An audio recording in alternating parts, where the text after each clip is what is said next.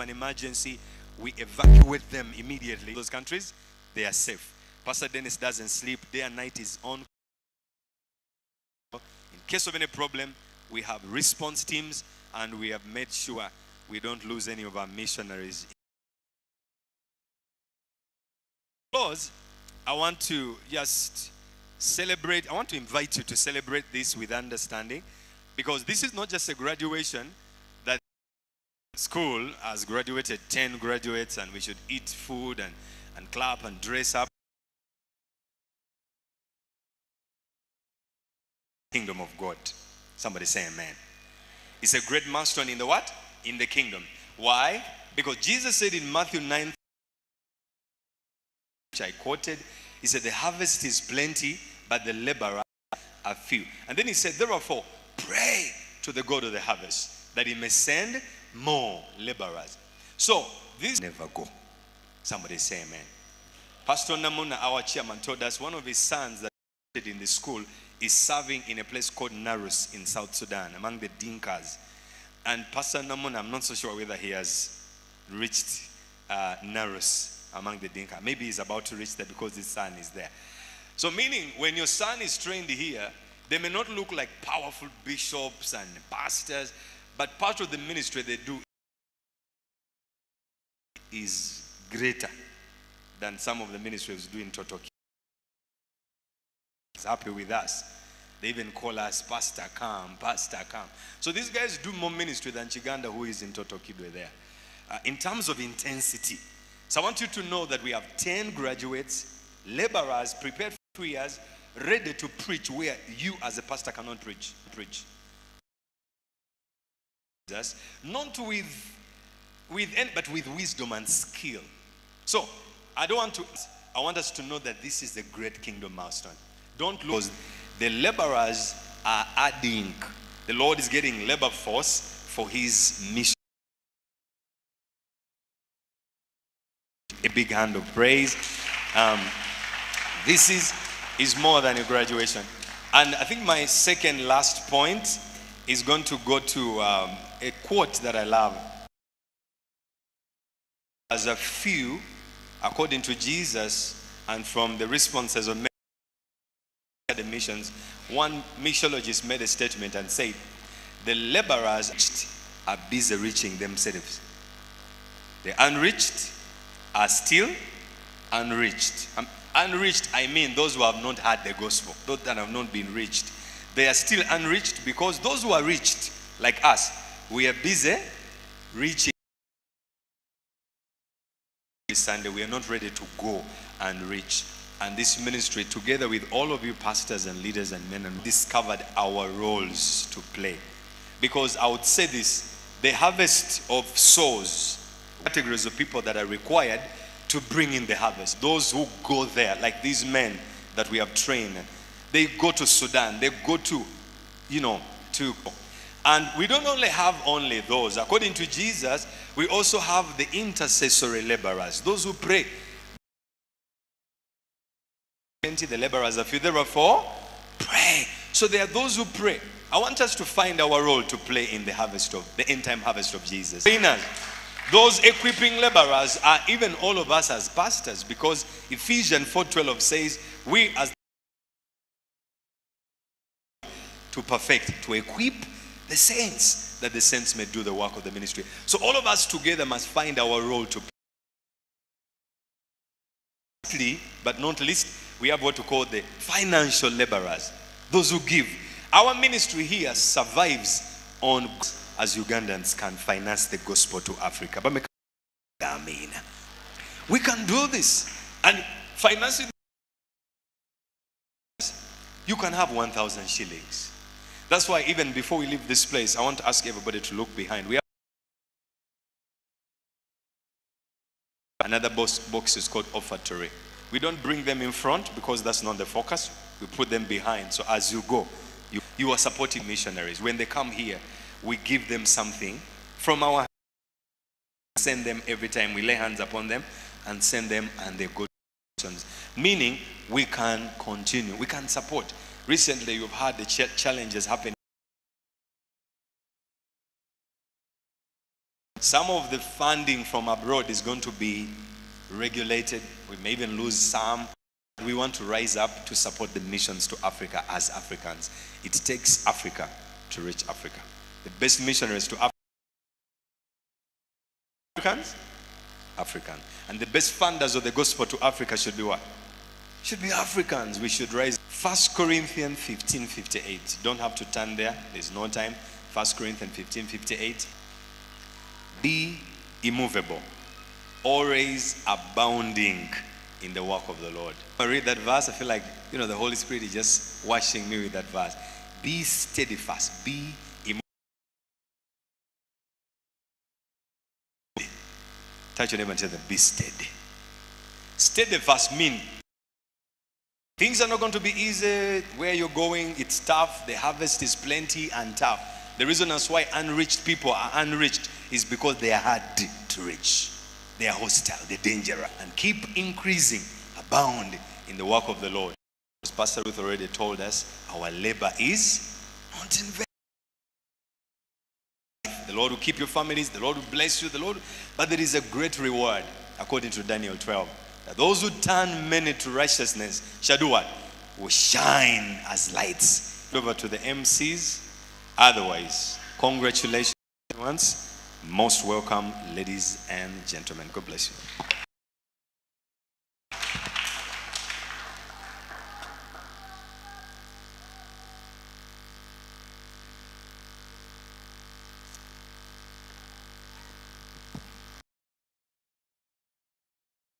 To summarize the remaining part of the schedule, run through our schedule and finish early. First of all, let's appreciate God for the other things will come, and then we'll pray. We present these graduates, pray over them and charge them, and the party will continue in Jesus' name. So, ladies and gentlemen, why don't you stand to your feet? Why don't you stand to your feet, and you can still welcome them so that we get back to relaxation and bless the Lord for this beautiful day. Our Gores who are in the gowns, we bless the Lord for you. He's been in Tororo and now he's training in Mbale. Amen. You're welcome, Papa.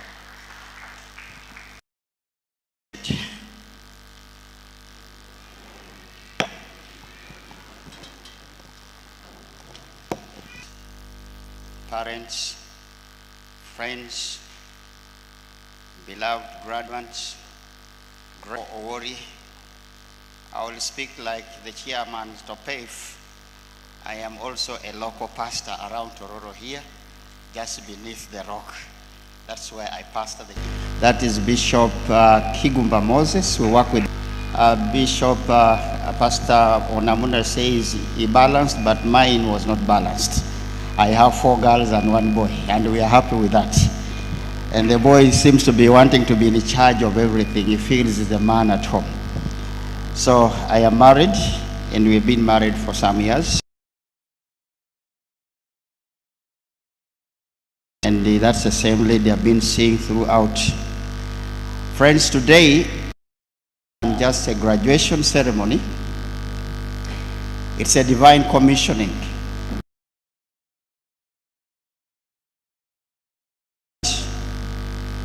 It's not just an academic recognition. You are responding to what you are doing today. It's more than just, like I've always told my pastors that I train, I've told them the certificate will never go to the field. It is you who goes to the field. And my belief is that calling comes before the training. And if you're behind in your suitcases, that's what I believe. You will not move. The missionaries give them to us. So our role in Pentecostal Theological College, we train pastors.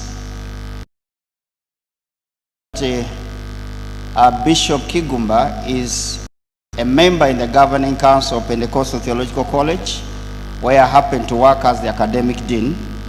And I came with Sambrook Initech, which is now going to be the last quarter of the year. So in case you're interested, you can join us, whereas MAP School is training missionaries for our church. So that's our role. We have up to bachelor's degree in Bible and theology, and then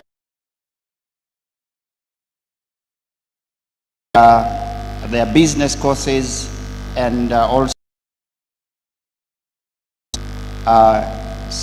in ICT. We are registered by the National Council and classified, and we also have the Africa Renewal University for those who are taking. That's just enough about the college in case you are interested. So back to what I've said, a reminder that it's not your papers, it's you. And before I move further, I want just to give a snapshot of the global state of Christianity with emphasis on Africa.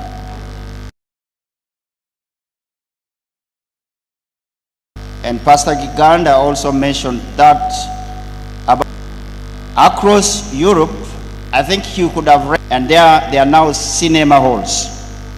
They are now being converted to other uses. That is according to Pew Research Center. Examples of those countries or cities where churches have been sold includes London, Brussels, and Berlin. So when we hear of those churches being closed, we don't need to pay deaf ears to that. It has a lot of spiritual significance as far as missiology is concerned. So we have missiological reflection on this matter. For the Christians, the selling of churches is not just an equal gathering and vibrant worship now stand empty in some other regions. I've been making a following up on social media, and now for us as Africans, reason why God is raising us. There is a global need for renewal and revival for missions. Much as we know that some churches are disappearing in Europe, they are up and they are coming up. African missionaries, like the graduates today, the ones who are going to be awarded certificates, they are now playing demand for African missionaries in Europe. Right now the demand is there. So it's my prayer that we see this not in a sense, but we see it in a global sense and in a greater sense. There is a challenge that we have. This is a research that was conducted, and I think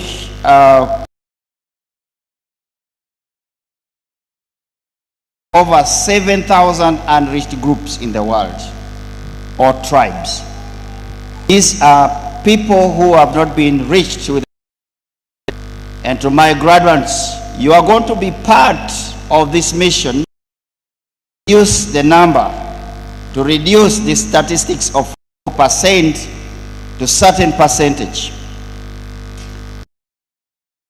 Them, again, as has been mentioned, that these are a group of people who have never had a missionary, or they are few Christians. Of Christians to the others is 1 to 1. In a population of 1,000, you may get 1 Christian.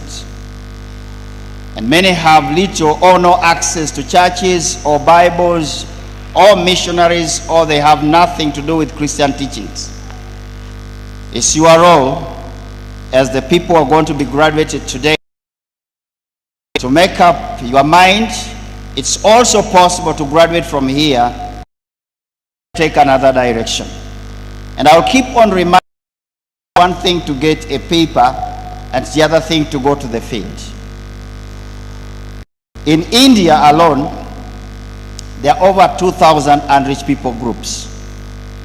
And about 68% of unreached groups. I was trying to do statistics.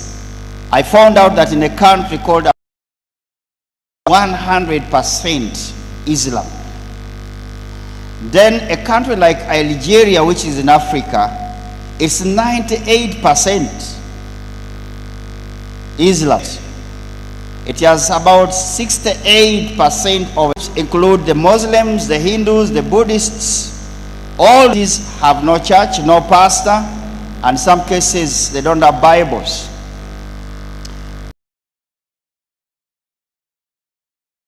Having spoken about the statistics of the missionary once observed, said, have a crusade on Sunday, and someone somewhere who has never heard the gospel at all, for the African missionaries. I want to bring to you, and let's give a big hand clap to MAP School. It's becoming a missionary sending continent, and we have tested it. Uganda, we have heard from Pastor Dennis, and we have heard from many areas. That is an example which cannot be easily reached. African missionaries often understand the price of suffering. School combines a number of hands. We have the prayer. You are the right person that the Lord has chosen to answer this. We go to town, their lunch hour, understand prayer, and they understand in many ways. Probably that's why the little sister, Isaiah, for long, I'm always limited by words, what I want to say. In Isaiah chapter 6, verse, and I said, here I am, here I am. And to the graduates, I know you have been trained, but that you have answered this call, or you are about to answer this call. The field is waiting, and there is a call here. Whom shall I send? For us, Isaiah said, here I am. I pray that you have the same heart of Isaiah, and you have answered the call from the calling of Isaiah as far as the missionary work is concerned. Missionaries, he first reveals himself. God revealed himself before he went to the mission. And what does it teach? Young to go for the mission work will be so challenging. Without intimacy, it will be so challenging. It will be so challenging. True missionaries are born in the presence of God. The majesty of God and the power of God. Ordinary life is no longer enough, because you have Almighty God. The ordinary life no longer matters. There are people who join this and add. Perhaps I can join this missionary field because they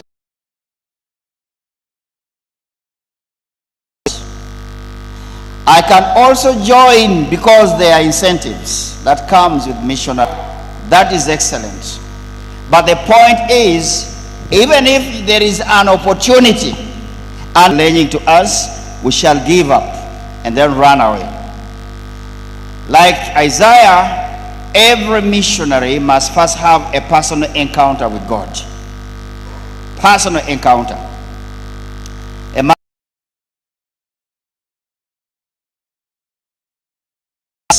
compelled him to Africa.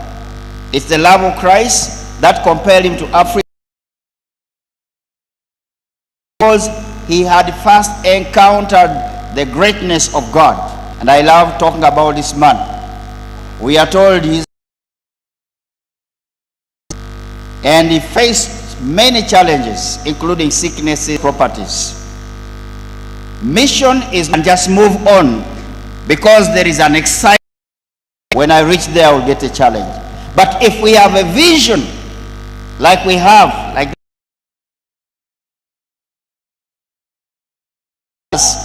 You are going to the field with a vision.